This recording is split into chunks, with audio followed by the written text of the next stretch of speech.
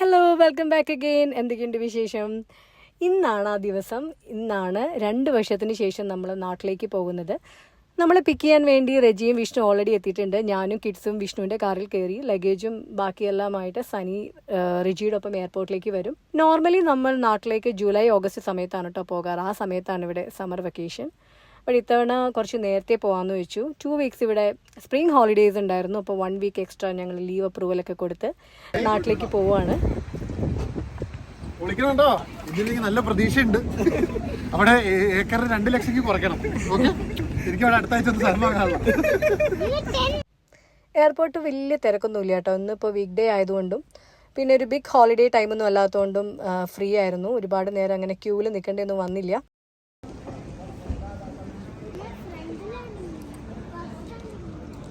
നമുക്കിവിടെ നിന്ന് ആദ്യം ലണ്ടനിലേക്ക് ഫ്ലൈറ്റ് എടുക്കണം. അവിടെ നിന്നാണ് നമുക്ക് next flight to Bangalore, then Bangalore to Kochi.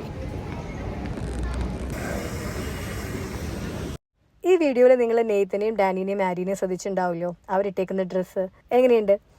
ഇതിനെ നിങ്ങൾ എൻ്റെ ട്രാവൽ ടിപ്പെന്നോ ഹാക്കെന്നോ എന്ത് വേണമെങ്കിലും പറയാം. ഞാൻ എവിടെയെങ്കിലും ക്രൗഡഡ് ആയിട്ടുള്ള സ്ഥലങ്ങളിൽ കിഡ്സായിട്ട് ട്രാവൽ ചെയ്യുവാണെങ്കിൽ ഞാൻ അവർക്ക് 3 പേർക്കും ഒരേപോലത്തെ ഡ്രസ്സ് ഇട്ട് കൊടുക്കും. അതെന്താണെന്ന് വെച്ചാൽ നമുക്ക് ഈസിലി അവരെ ഐഡൻറ്റിഫൈ ചെയ്യാൻ വേണ്ടിയിട്ടാണ്. ഇതുവരെ എനിക്ക് അവർക്ക് പറ്റുന്ന പോലത്തെയുള്ള 3 പേർക്കും സെയിം ഡ്രസ്സ് കിട്ടുന്നുണ്ട്. എത്ര നാൾ എനിക്ക് കിട്ടുന്നറിയില്ല. ബട്ട് അത് കഴിയുമ്പോഴത്തേക്കും maybe I will find some other solution. Amsterdam to Heathrow ഒരു ഷോർട്ട് ഫ്ലൈറ്റ് ആണ് കേട്ടോ. നമ്മളിപ്പോൾ ഇതാ ലാൻഡ് ചെയ്യാറായി.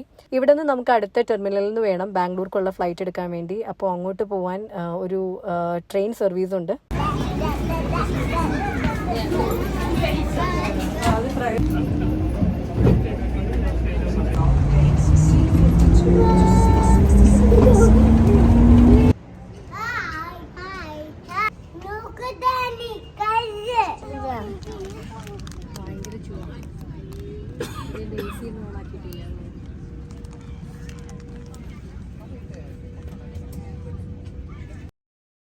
ലണ്ടൻ ടു ബാംഗ്ലൂർ അത്യാവശ്യം നല്ല ഒരു ലോങ് ഫ്ലൈറ്റ് ആണ് കേട്ടോ. ഏകദേശം ഒരു 10 hours ഉണ്ട്.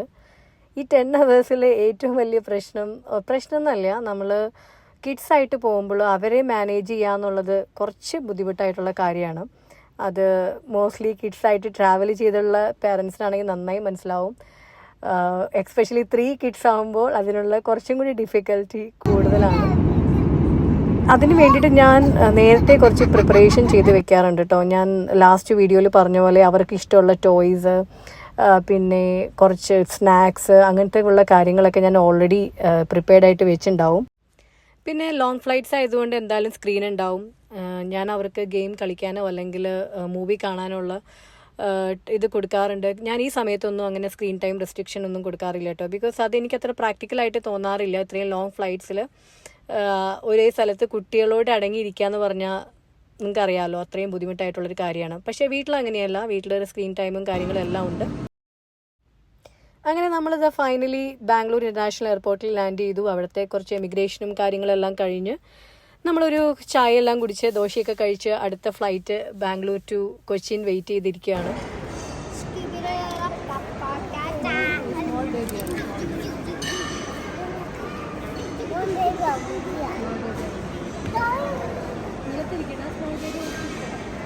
ഫൈനലി നമ്മുടെ സ്വന്തം കൊച്ചിയിൽ കൊച്ചിക്കാരി ലാൻഡ് ചെയ്തു. ബാഗേജ് എല്ലാം കളക്ട് ചെയ്തു. അബി വന്നു നമ്മളെ പിക്ക് ചെയ്യാൻ വേണ്ടിയിട്ട്. ഇനി ഇവിടെ നിന്ന് നേരെ വീട്ടിലേക്ക് പോവാണ്. വീട്ടിൽ നമ്മൾ വരുന്ന കാര്യമൊന്നും അറിയില്ല. അതൊരു ബിഗ് സർപ്രൈസാണ്. ആ സർപ്രൈസ് നിങ്ങൾ നേരിട്ട് കാണാം. ഇനി അടുത്ത നാട്ടിലെ വിശേഷങ്ങളെല്ലാം ഞാൻ നെക്സ്റ്റ് വ്ളോഗിൽ പോസ്റ്റ് ചെയ്യുന്നതായിരിക്കും. So till we meet again, കൊച്ചിക്കാരി സൈനിങ് ഓഫ്. Bye by.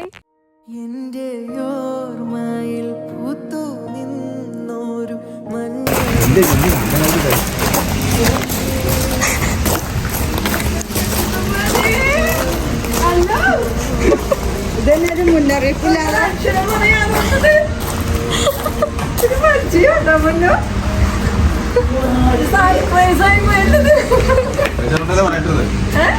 നിന്നെ ഞാൻ എന്നിൽ നിന്നും പറന്നകന്നൊരു പൈങ്കിളി